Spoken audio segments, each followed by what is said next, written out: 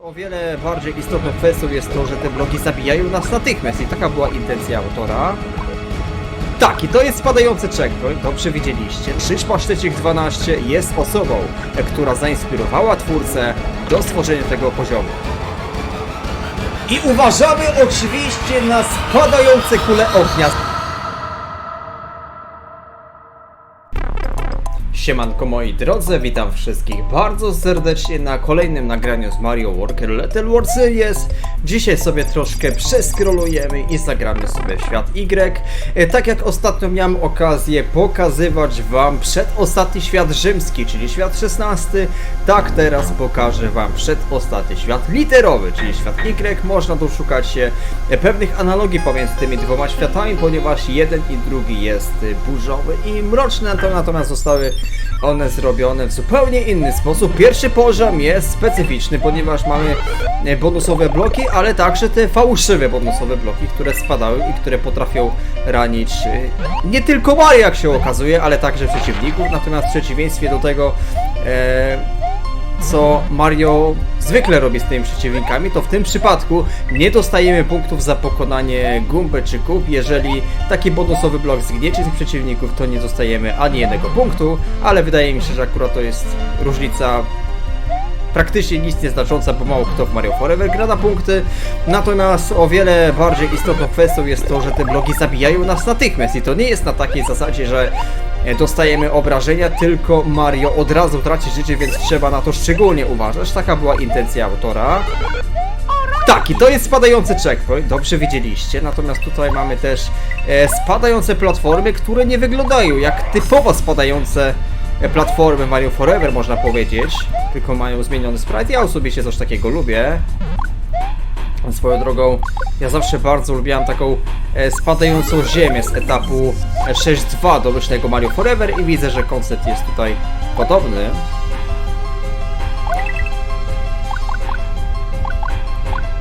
Tu uwaga, dobrze. Zmieniłbym parę rzeczy a propos właśnie tych spadających bloków. Po pierwsze chyba zrobiłbym tak, żeby to raniło Mario, a nie zabijało naszą postać natychmiast, a po drugie jest ustawione tak, że w ogóle jak Mario dotyka, to ginie, a ja bym zmienił kolizję w ten sposób, żeby obrywał tylko wtedy, kiedy jest stricte pod blokiem, bo się zdarza tak, że Mario jest nad tym blokiem, dotyka go i ginie. No to jest dziwne, ale nie wnikam może w szczegóły. Pierwszy poziom zakończony, według mnie jest dość prosty, natomiast jeszcze raz powiem, trzeba mieć baczenie na te fałszywe bloki, które mogą się okazać problematyczne i nadszedł czas na etap drugi. Moim zdaniem najtrudniejszy, sekcja podziemna, może nieco nietypowa, bo będzie to autoscroll. Jest to rzadkość, jeśli chodzi o etapy podziemne, czy undergroundowe, jak zwał, tak zwał. O!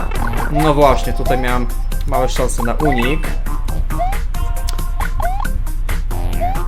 Po pierwsze mamy autoscroll, a po drugie mamy rotodiski, które poruszają się po dość nietypowej ścieżce, jak na Mario Forever oczywiście. Za chwilę to zobaczycie. No i oczywiście też uważamy na strzelające piranie, których będzie w tym etapie dużo. Nie jestem pewien, ale chyba background troszkę jest zbagowany w tym etapie. I to jest właśnie ten rotodisk, który się porusza w nietypowy sposób. Tu chyba mogę tak zrobić. O, dobra. Mamy trampolinę, natomiast ona nie tyle nam pomaga, co wręcz przeszkadza, ponieważ możemy wybić sobie trujące grzyby, czego oczywiście nie chcemy brać. I tutaj mamy checkpoint. Jesteśmy na półmetku. To jest platforma, która porusza się poziomo, ale zawala się, kiedy Mario skoczy na coś takiego. Osobiście nie lubię takich przeciwników, czy w ogóle obiektów. Ale tutaj akurat nie mam z tym większego problemu, ponieważ jest to autoscroll, więc siłą rzeczy bardzo szybko musimy z tego zeskoczyć, więc nie ma to w sumie dużego znaczenia. Tutaj trzeba uważać, bo jest dość wąsko. Fireflower może nam bardzo pomóc, ponieważ tam był spajnie, zestrzeliliśmy go, a tutaj, tak jak powiedziałem, jest wąsko, więc no, warto się pozbyć takich wrogów. Chyba jeszcze raz poczekam. O! Troszkę chaotycznie chyba to przeszedłem. No właśnie, to moim zdaniem było niepotrzebne. uważamy. Tak o. Tu jest Fire Flower. Chociaż ten power up chyba nie jest potrzebny, ponieważ tu już jest koniec etapu. Dawanie power upa na sam koniec poziomu jest moim zdaniem zbędne, natomiast tutaj trampolina rzeczywiście nam jest w stanie pomóc, ponieważ jesteśmy w stanie wbić 2 niewidzialne życia i w ten sposób poprawić nieco naszą sytuację przed następnym etapem. Moim zdaniem poziom drugi jest najtrudniejszym etapem w tym świecie, a więc no można powiedzieć, że będzie tylko łatwiej, ale wcale to nie oznacza, że będzie jakoś super łatwo, wręcz przeciwnie, cały czas poziom trudności będzie dość wysoki. No i pora na trzeci etap, szczególny poziom. A dlaczego szczególny? Dlatego, że ten etap jest inspirowany moją osobą i to nawet sam The Mario Variable potwierdził w trakcie premiery tego świata, że Krzyś Pasztecik 12 jest osobą, która zainspirowała twórcę do stworzenia tego poziomu. A o co chodzi? Chodzi dokładnie o muzykę, czy efekt, jaki został tutaj wykorzystany. Otóż mamy muzykę, która wielokrotnie się przewija w poziomach Mario Forever, czyli Sirens, natomiast jest ona spowolniona. I o co chodzi? Chodzi o to, że ja, jak nagrywałem filmy, no trzeba powiedzieć, jako dziecko, kilkanaście lat temu, to bardzo lubiłem spowalniać muzykę właśnie w taki sposób. I to właśnie było odniesienie do mojej twórczości sprzed kilkunastu lat, z 2008 oraz 2009 roku. I swoją drogą, to też jest powód, dlaczego w świecie KP też zdecydowałem się na taki wariant. Otóż w pierwszym oraz drugim poziomie również można usłyszeć zwolnioną muzykę. To też jakby nawiązanie do tego, co robiłem wiele lat temu. Tego nie wybijamy, ponieważ tu są trujące grzyby. Miałem taki moment, że wybiłem trujące grzyby. Jeden z nich dosłownie zablokował się na rurze i nie mogłem przez to przejść. Kuriozalna sytuacja, ale radzę tego po prostu nie wybijać. Mamy takie roślinki, które wychodzą bardzo szybko i co ciekawe, dostajemy punkty za zdobycie tych roślinek, natomiast nie widzimy, że otrzymujemy 100 oczek. Delikatny błąd, ale moim zdaniem to jest jeden z najmniej znaczących błędów, jakie można sobie wyobrazić w ogóle w Mario Forever. Dla mnie nie ma żadnego znaczenia, ponieważ generalnie nie gram na punkty. I tutaj jeszcze checkpoint w takim nietypowym miejscu, ponieważ mieliśmy spiralnego rotodiska. O, od razu wzięliśmy Fire Flowera, też moim zdaniem drobny bug. Pewnie związany z tym, że te bonusowe bloki czy znajdźki poruszają się po okręgu. Znajdźki, tak zostało przetłumaczone w Super Mario Bros. Film na język polski. Tak w ogóle myślałem ostatnio nad nagraniem i opublikowaniem recenzji Super Mario Bros. Film. Jeśli uważacie, że jest to dobry pomysł, możecie dać znać w komentarzach. A jeśli nie, też możecie napisać komentarz a propos tego filmu. Będę niezmiernie wdzięczny. O! Chyba tak, nie? Tak jest. Uważamy na tego ziomka. I uważamy oczywiście na spadające kule ognia. Skąd gracz ma wiedzieć, że coś takiego będzie? Właśnie dlatego wprowadziłem w świecie KP pomocnicze strzałki, żeby nie było możliwości takiego dziwnego zaskoczenia. No bo to jest bardzo dziwne, nie ukrywajmy. Ale dobra, poziom zakończony. Jest długi, szeroki i też wysoki. No, kamera się w sumie przesuwa zarówno poziomo, jak i pionowo. Natomiast wydaje mi się, że jak najbardziej do ogarnięcia jest ten etap i na pewno muszę podziękować The Mario Variable za ukłon w kierunku mojej starej twórczości z 2008 i 2009 roku. No, byłem naprawdę bardzo mocno zaskoczony, jak pierwszy raz obejrzałem ten świat na premierze. A teraz etap czwarty, mój ulubiony. Oj, trujący grzybek. Mamy bardzo przyjemną muzykę w tle. Ci, którzy tworzą content Mario Forever, pewnie będą wiedzieli, o co chodzi. Natomiast jest to muzyka stworzona przez twórcę Oniku Format. Ja osobiście lubię dawanie takiego soundtracku do światów czy do etapów, ponieważ ja nie widzę konieczności, aby dosłownie w każdym etapie dawać muzykę z innych gier Mario, czy z innych gier jak Mega Man, Rayman, Toy Story itd. Wystarczą też właśnie takie muzyki, na przykład od Formata, które moim zdaniem bardzo pasują do Mario Forever. Dobra, to chyba na pałę można przejść.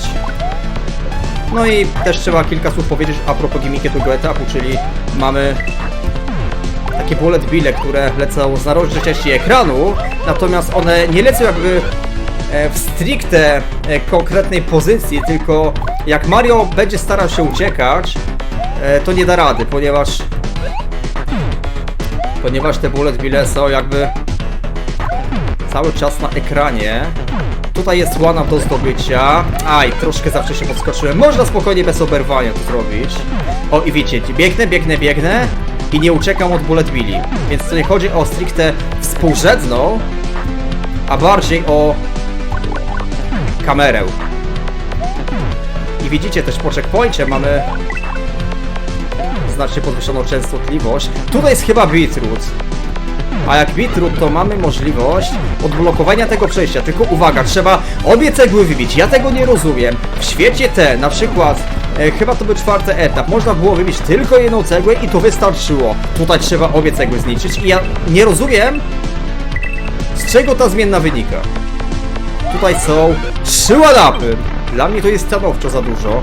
Ja czasami nie potrafię zrozumieć, dlaczego twórcy spamują one-upami w obrębie dosłownie jednego poziomu. Wystarczyło dać jedno życie, byłoby zupełnie spoko. No ale dobra, mamy 14 żyć, 4 etapy ukończone i pozostał nam tylko zamek. Zamek też nie jest jakiś super trudny, ale trzeba go odwewnątrz. Natomiast ten zamek będzie opierał się na takich twompach, które spadają i takich, przepraszam, malutkich obiektach, chyba twimpy się nazywają, ale nie jestem pewien. Wydaje mi się, że Dante będzie wiedział. O, właśnie coś takiego. Mamy takich przeciwników nowych, którzy mają tego samego sprite'a co Twomp, natomiast jest on oczywiście przeskalowany. I one na przemian skaczą z lewej na prawej lub z prawej na lewej. I tutaj mamy z kolei gigantycznego Twompa, który niszczy w ogóle to wszystko i trzeba będzie przeskoczyć.